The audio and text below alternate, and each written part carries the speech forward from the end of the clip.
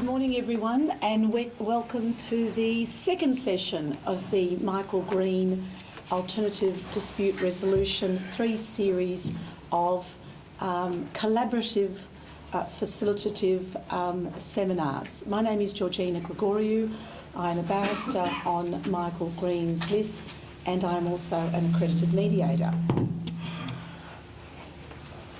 In welcoming you this morning, we are looking at adopting a different approach in these sessions.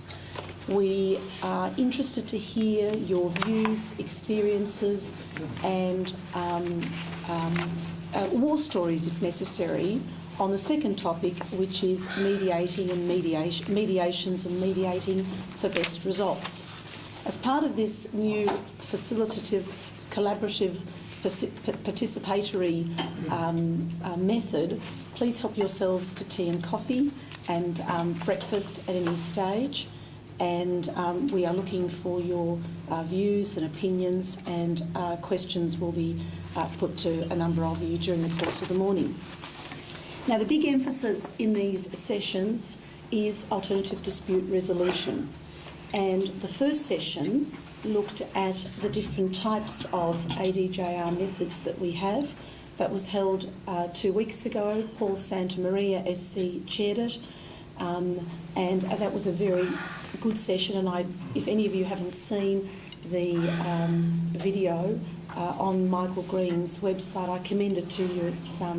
It's very informative. That looked at commercial arbitrations, early neutral evaluations, and it looked at how the methods that the courts now and you, solicitors and barristers, are going about to help litigants resolve their civil disputes. Now, today, mediating for best results. We've got a very impressive panel.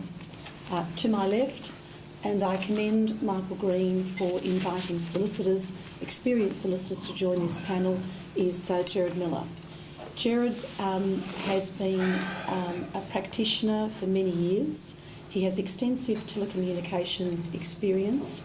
He has worked for the Essendon Airport Corporation. He has worked as in-house counsel, and he brings a wealth of experience to this forum, particularly regarding the issues regarding the preparation of clients for the negotiation, mediation process, the actual negotiation process itself, and he has been at the forefront of being involved with many corporate clients in his extensive practice. And Gerald, I very much welcome you. To my right is one of the young guns of our list, Travis. Travis has only been at the bar for a few years, but looking at his bibliography, he has an impressive list of court appearances, even in his short 5-6 years at the bar.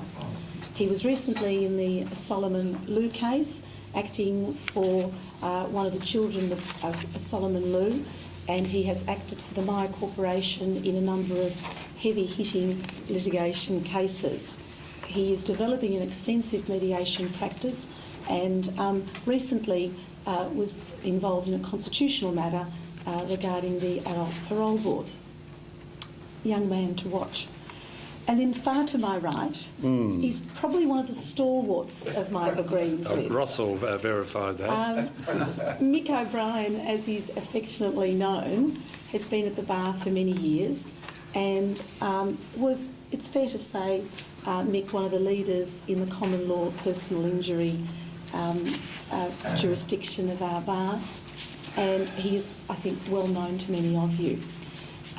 Mick has the added distinction of being one of the first barristers to undertake and complete a compulsory mediation course back in 1993. It was. When many of us, myself included, only just born, I suppose, knew very little about mediation. And yes, I was relatively young at that stage, Michael. So I do avert to your expertise. And again, I thank you and Travis for joining the panel. Pleasure. All right. Before we look into the various issues we want to discuss today, I just want to remind everyone that the third session called the best and abusive ways and the best processes of mediation will be held on the 26th of July in this forum, and I'd like you all to diarise that, because it is part of it's a three-stage process looking at particular topics. Now, I have a very strong view that we as a legal profession, the core, whether we are barristers, solicitors or expert witnesses, the core of our legal profession is the provision of service. We don't build anything, we don't manufacture anything, we provide service.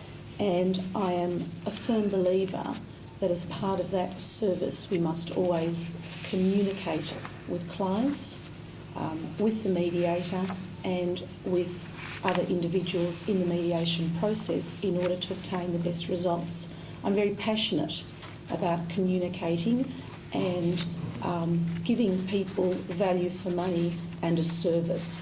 That is the way that this profession has survived for decades and will continue to do so.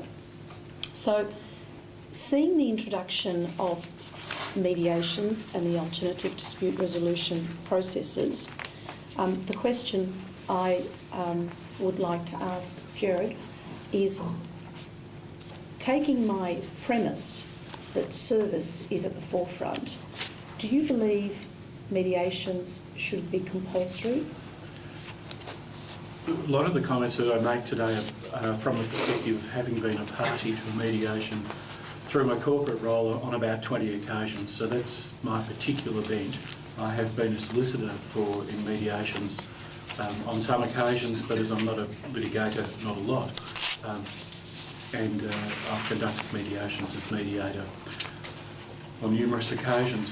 From the party's point of view, I believe mediation ought to be compulsory, because I think it irons out the imbalance in impacts and imperatives and takes out the opportunity for gaming on the part of the better resourced or perhaps less impacted party. It also is particularly important, I think, from the client's point of view, is because that's when you get an assessment, the process comes to a stop for a while, and hopefully what you're receiving at that point is the thorough mid-process comprehensive review of where the case is, what its prospects now are, and what the opponent's case is, what the risks are going to be.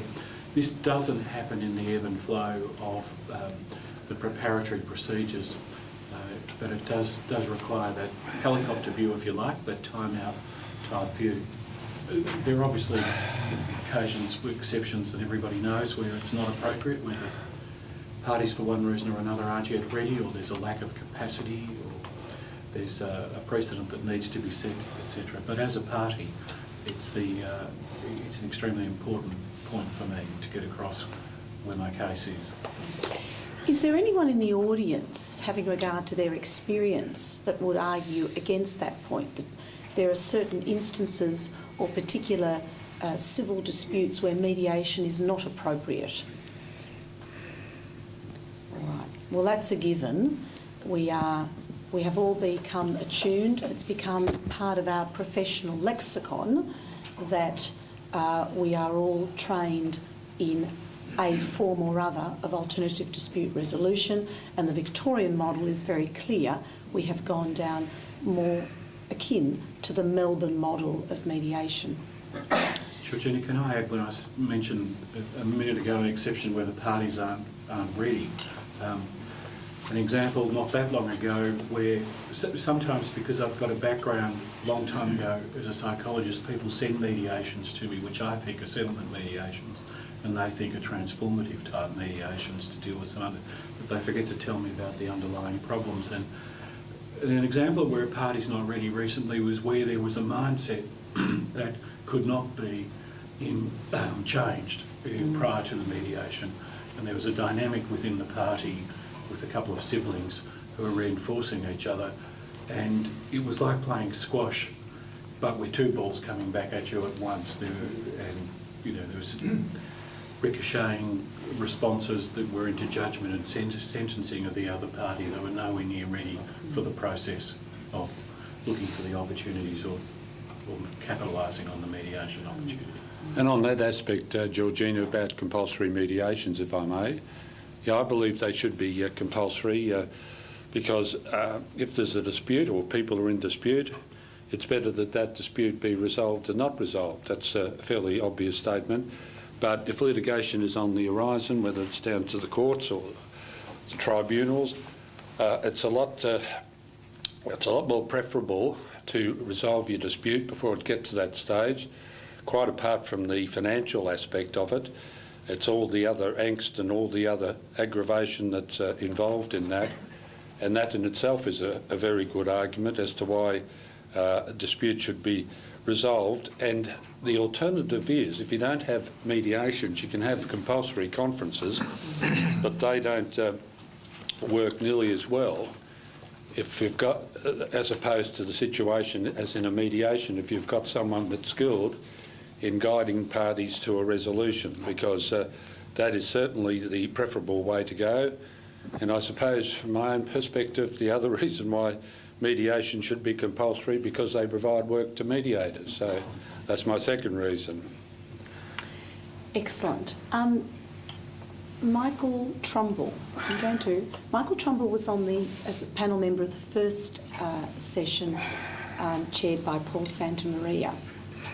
Michael, continuing this theme of mediation being part of our profession now, and touching on what Gerald talked about, communication. How do you communicate to a client in preparation for the mediation?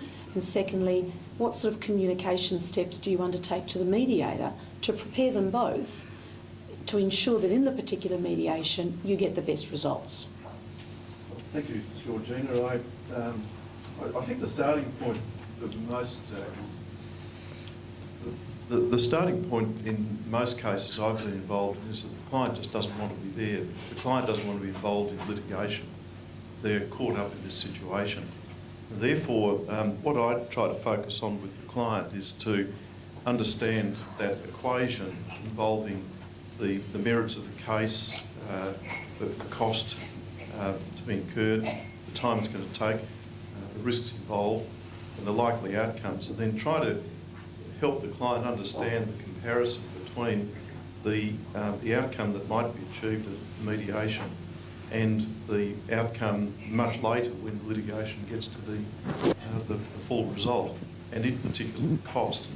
And I think it's about making sure the client understands that dose of reality that is really important in seeing the advantages in nipping the dispute in the bud by mediation. And then in preparing the mediator, I think probably the most important thing is the selection of mediator. There are different types of people for different circumstances, and mediators are no different. So making sure that you have a mediator who you think will be appropriately skilled for that particular dispute, will be able to achieve the right balance in conducting the process, being appropriately strong or appropriately understanding or whatever it might be for that particular dispute is really important. So that's what I would think are most important, those two areas.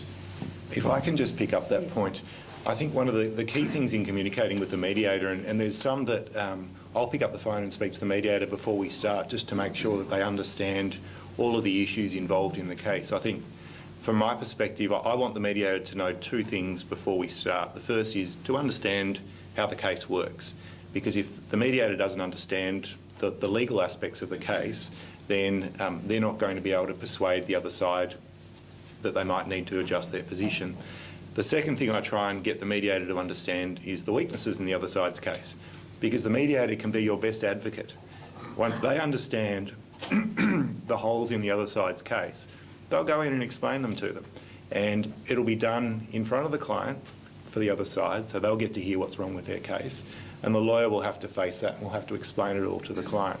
And that might get them to move their position towards yours. And the mediator, I think, is the most effective person to do that job, because the client will be naturally resistant to listening to what the other side's lawyer says. And quite often in the joint session at the start, they might just switch off and say, oh, well, he's just going to rant on and tell me what's wrong with my case and I don't care.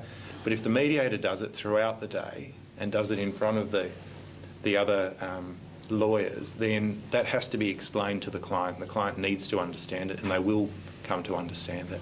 But on that point, though, I mean, the mediator's primary role is to assist in the resolution of a dispute, not to give advice.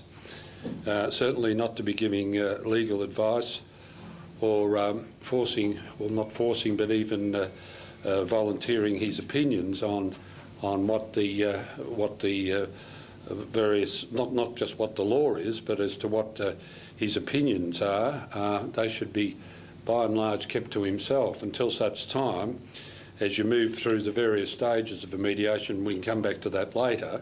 Sometimes those opinions might be sought, particularly where the parties are legally represented, and that's something that can occur in a private session with certain conditions, but it's certainly not the prime task of a mediator to be there giving advice or preferring his opinions. He's there to facilitate the whole process, and he's got to be very flexible right from the moment the mediation starts as to where the matter's going, and he's got to be able to read the game, a bit like a footballer in a game of football, and to see where everything sits and where the parties sit, and his real skill is to guide them through without being too obtrusive, but certainly giving opinions and saying what he thinks is this and thinks is that at an early stage is a no-no, in my opinion.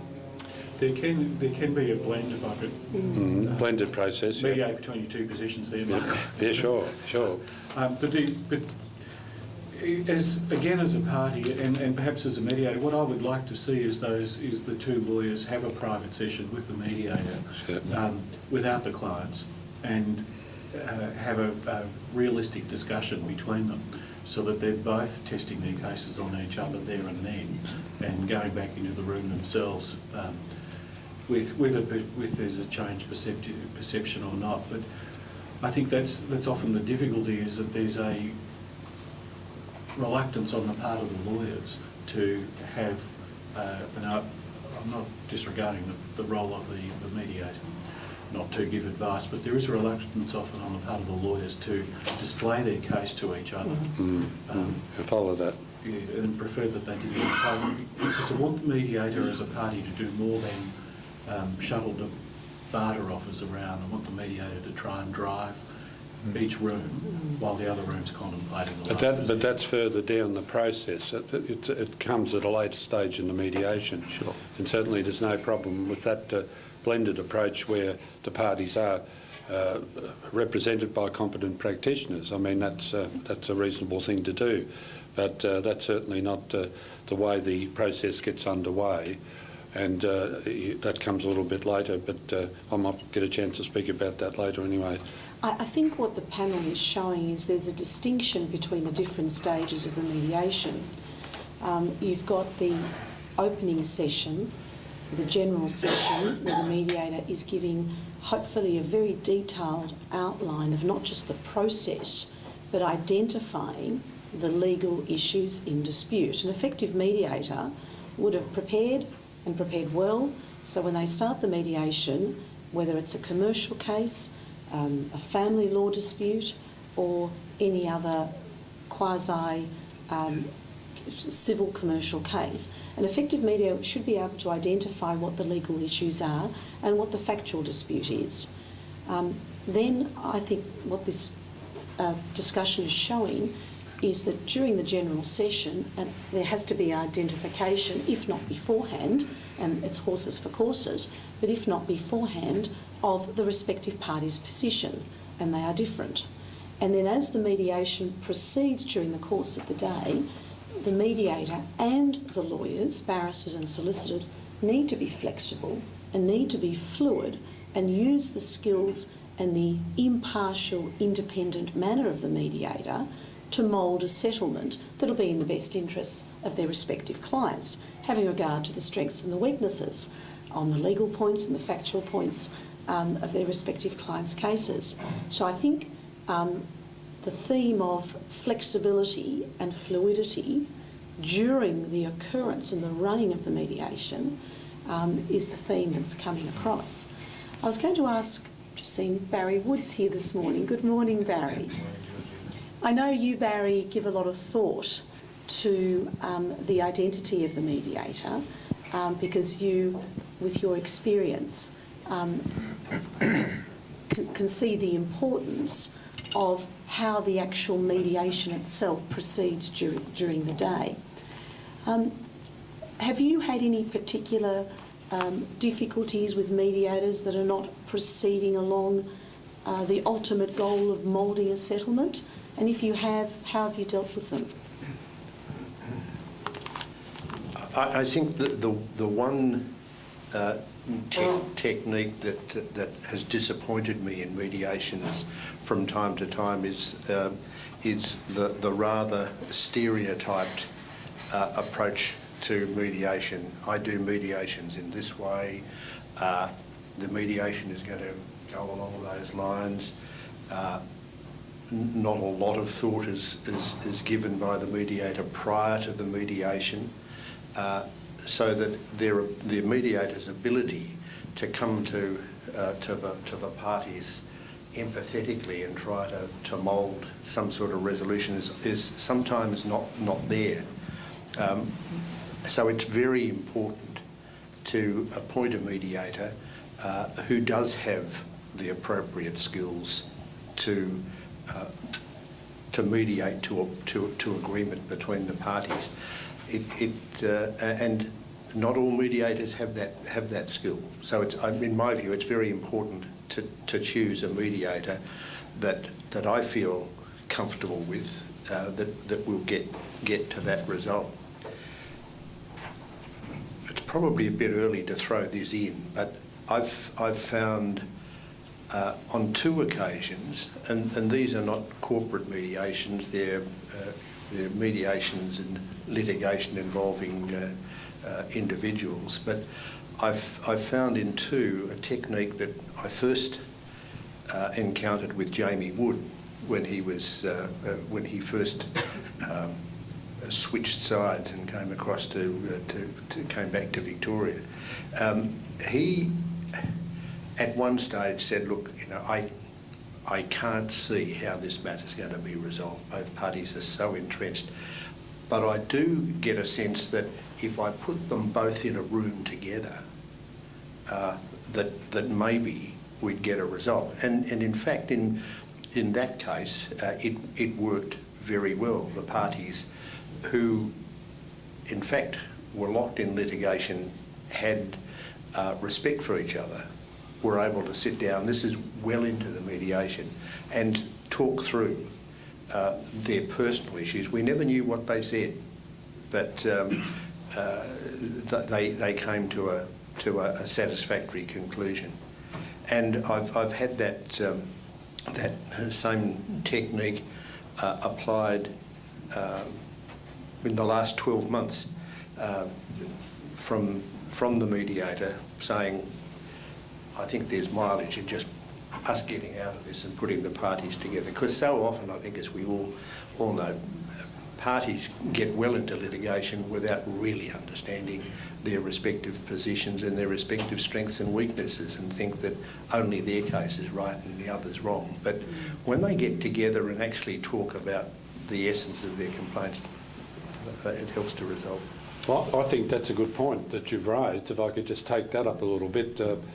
After the introductory stage, and after we've gone through what the mediation's all about, and after the opening statements by the parties, I mean, you've probably, even at an early stage, an experienced mediator has got an idea as to how entrenched or otherwise the parties are in commercial disputes, small business disputes, all of which I do, etc. And I find that it's probably flexibility is what it's all about as far as the mediator is concerned. So you've just got to be, you don't have any entrenched ideas or preconceived ideas when you go into the mediation. You remain totally flexible. But I always encourage the parties, in a group session to begin talking. And I don't set any rules for that. Just let them talk and see how they go, you know, and they might nail down one or two issues, and of course you carefully make a note of that and let them see you doing that. Hopefully that's one you put to bed, but you let them go. And it's only when it gets to the stage where you don't think it's being productive, or maybe the mediation could be going backwards, that you try a different tact, and you might break up into private sessions. But I'm always been one for encouraging the parties to have a frank discussion to one another across the table, as it were, as to what they feel about it and what their position is, and try and then get them away from that position. But I think that's the that's the idea, flexibility. I have a question about the process and roles, particularly focused on what Travis said, as to, you know, as between counsel and instructing solicitor, counsel for one party contacting the mediator sort of outside and before the mediation sort of seems strange. I think it'd certainly be strange if you were dealing with a judicial officer, but with a mediator, when the purpose of the communication is just to inform the mediator about the case, I don't think there's any difficulty in doing it. And mediators that I've approached are generally grateful for the fact that rather than reading pleadings and everything, but to get to an understanding of the case, they've got somebody who can give them a succinct summary of what's going on and, you know, what are the real issues, which often don't appear on the pleadings. To that extent, I don't find it a strange thing to do, and mediators that I've contacted haven't found it to be strange. And touching on that point, I think that's a really, really important point that Ross and Travis are raising. Often the issues in the mediation are not apparent on the court documents. There's usually underlying layers, whether they be commercial, domestic or community-based. If you in a dispute regarding community groups in society, you will have underlying layers. Now, I agree with Travis, it is of great assistance, and I've done it as a barrister and I've had it done to me as a mediator, it is of great assistance when you see one of the barristers or even one of the solicitors that will say, well, Georgie, these are the issues, bang, bang, bang, bang, bang, but there's a whole lot of other issues also. Reading the documents, you'll see that anyway, but it starts to get the thought processes going, and I think part of being an effective advocate in a mediation or an effective mediator is to think about the issues well before you go in there on the day of the mediation. So a well-prepared barrister like Travis will look at the documents, consider the issues and decide whether or not to contact the mediator, because that sort of preparatory work finally dissects and defines what are the ultimate issues that the parties are really arguing about in the dispute. And you'll see other issues that come to the forefront that didn't seem as important when you first looked at the documents and started the mediation, and suddenly an issue that was on a sideline issue, it might be of a commercial nature, it might be of a domestic nature, it might be, as a very experienced mediator says, settling old family scores, and those sort of matters. So I think, again, flexibility, fluidity, empathy that Barry Woods talked about, I think is really, really important. These things come back to me to my particular theme, which is preparing the client. And Travis would have prepared me to be in a position to identify those issues to the mediator, obviously, and Barry would have chosen his mediator style, but his mediator presumably by style. That's not mutually exclusive of flexibility, of course, Michael, but if you've prepared the client and you've prepared the issues, then you've got an idea of what sort of style it is you want. As the client, I see you as no longer my legal consultant in a properly prepared mediation, but as effectively my coach for performance that will get the best that I can out of this opportunity. And I use the expression mid-process.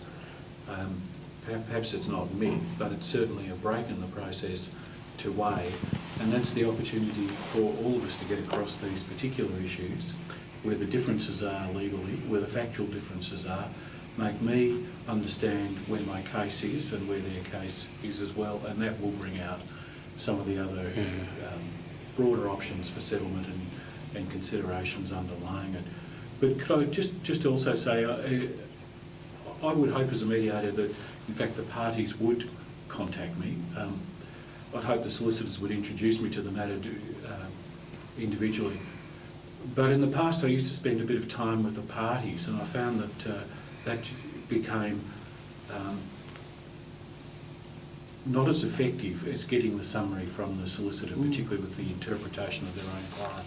And we get back to that issue of, are they, in personality terms, ready for mediation, or do they need some preparation? If you can imagine trying to mediate with Vicky from Little Britain, if you remember that. Yeah, I do. There's a bit of preparation needed, or perhaps there's a bit of pain needed, commercial pain sometimes. But where the parties are unrepresented, though, and they contact a mediator, you've got to be pretty careful there, because what you really got to say to them, very politely, of course, as Ross will verify, I always am, that you've got to say, well, look, we've got to wait till the mediation starts, because we've got, apart from the fact we've got to have the other parties present, I don't want to be seen to be starting a mini mediation with you over the telephone. But where you've got legal representatives who can do exactly what Georgina says and give you the guts of it, in other words, say, well, these are the issues, etc. That's I take that for granted as far as I'm concerned. But it's really not until the opening statements and you're listening to those and you're watching reactions, particularly from the other side, as to whether that's not until that point did you get a real feel of what this is really all about. And then I'm further educated, if you like, in terms of the mediation that I've undertaken by listening to the parties talk to one another without me interrupting, and just let them go. And we don't have to be lawyers in that sense of we all got a bajant for having everything in neat little boxes in chronological order. Well, no, don't insist on that. Just let them go and talk. But of course, to how far you let them go really depends on the circumstances. And I can't get away from what I said to you before, flexibility, and that's what it's all about. There's another aspect that's very critical to mediations, but I'll save that for later, Georgina. Excellent. We're going to have a 5-minute break now.